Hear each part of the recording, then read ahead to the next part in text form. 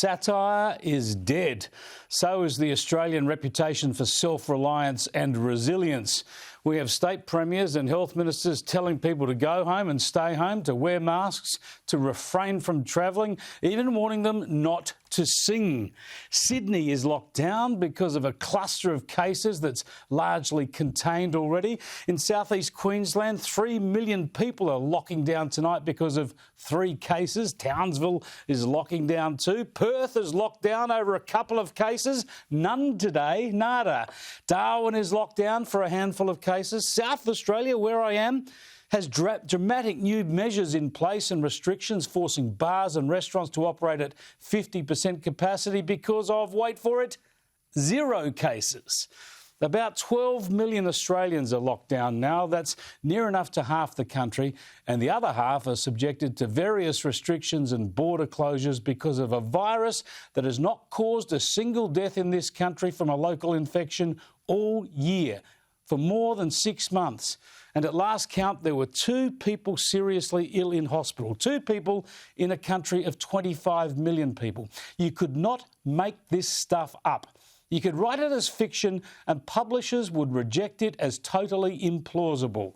All this for a viral strain that is much less damaging to health, has a much lower mortality rate than even the initial COVID-19 strain that was never a threat to the young and the healthy, and only a real problem for the elderly and the otherwise vulnerable, all of whom in this country have had the option to get vaccinated. Yet we've shut down half the country. And we've got political leaders talking to citizens as if they're toddlers. Here's the South Australian Premier yesterday.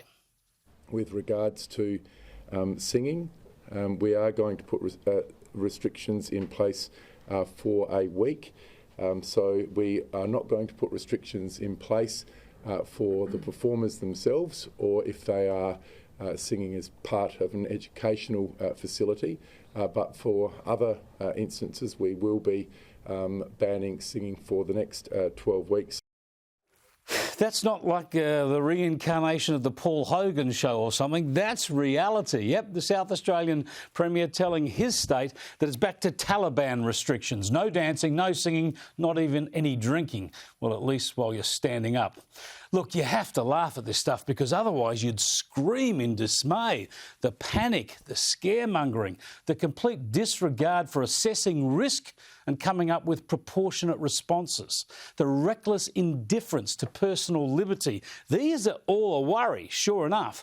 But what about the complete heartlessness, the desperate attempt to blame someone else for an overblown problem by turning your back on fellow Australians trying to come home? Here's the Deputy Premier of Queensland slamming the door on fellow Queenslanders and other Australians. Our international borders are supposed to be closed, but every week thousands of people are allowed to travel. 190 international travellers arrived into Queensland yesterday.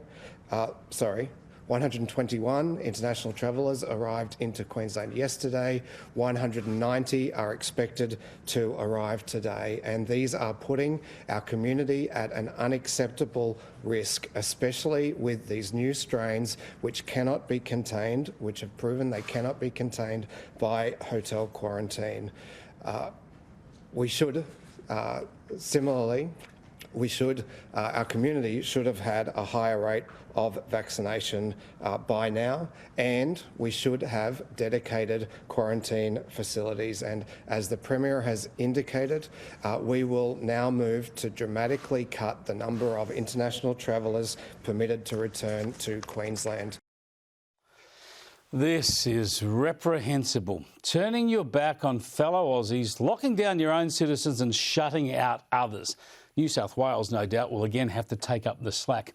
In Sydney, by the way, of today's 19 new cases, 17 were already in isolation. The other 2 were linked to the eastern suburbs. So, again, the citywide lockdown had no impact. All these cases would have been found and contained by pre-lockdown measures. This country is putting itself through enormous unnecessary pain because of politicians who are in a competition to preside over 0 COVID-19 transmissions. zero.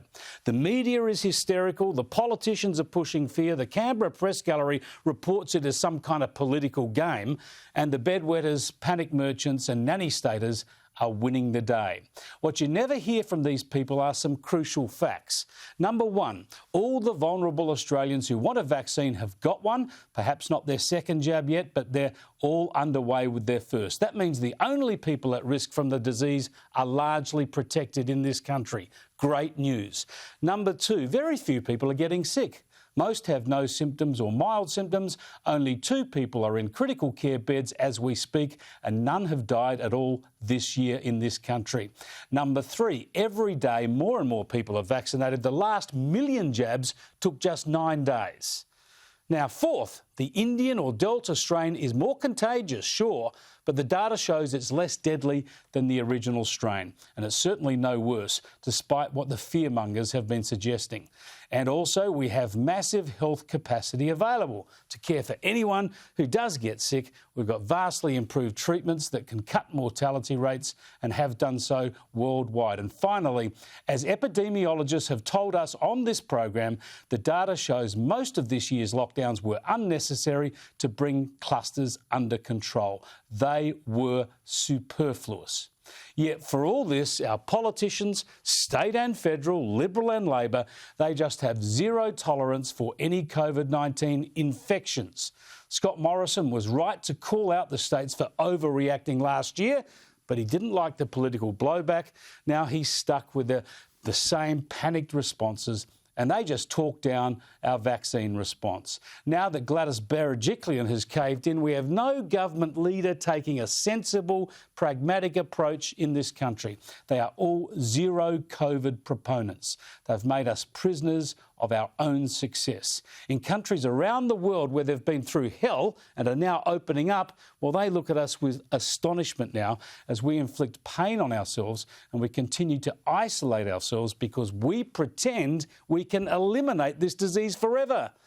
This is damaging, it's illogical, it's embarrassing, it's infuriating, it's merely delaying the inevitable. But we have no politicians with any influence in this country actually calling this out. They're all scared to have future deaths sheeted home to them in some sort of macabre political blame game. So they prefer to lock you down and claim hero status for keeping you safe. Australia in 2021 is unrecognisable. I fear we will never be the same again. The nanny state has won. We're living in it.